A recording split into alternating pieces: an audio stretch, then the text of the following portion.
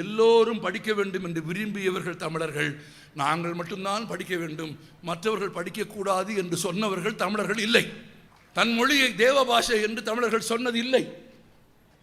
என் மொழி தேவ பாஷை, பிற மொழிகள் நீச பாஷை என்று தமிழர்கள் படித்தது இல்லை.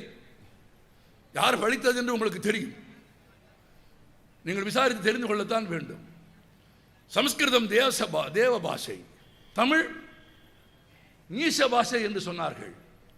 என் மொழி கடவுளின் மொழி, உன் மொழி இழிவான மொழி என்று தமிழை பார்த்து சொன்னார்கள் வடமொழி கற்றவர்கள். ஆனால் தமிழன் ஒருபோதும் தன் மொழி தேவ மொழி என்று சொன்னதில்லை, பிற மொழியை தாழ்மையான மொழி என்று சொன்னதில்லை.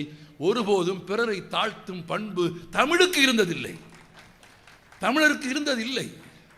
இன்னும் சொல்ல போனால் உன் மொழி தேவ மொழிதான், நீ கடவுளை பாடுவதற்கு அதை பயன்படுத்திய மொழிதான், கடவுளோடு பேசுவதற்கு நீ இன்றைக்கும் பயன்படுத்துகிற மொழி அதுதான். எனக்கு தெரியும், நீ கடவுளோடு பேசுகிற மொழி அது, கடவுளை பாடுகிற மொழி அது, கடவுளை போற்றுகிற மொழி என்று எனக்கு தெரியும். ஆனால் உன் மொழி கடவுளை பாடுவதற்கும் கடவுளை போற்றுவதற்கும் கடவுளோடு பேசுவதற்கும் நீ பயன்படுத்தும் மொழி. ஆனால் என் மொழி அப்படி இல்லை.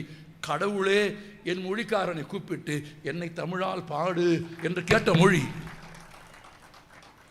எம்மை தமிழால் பாடுக என்று இறைவன் கேட்ட மொழி. எழுதியவன் யார்? தமிழன்.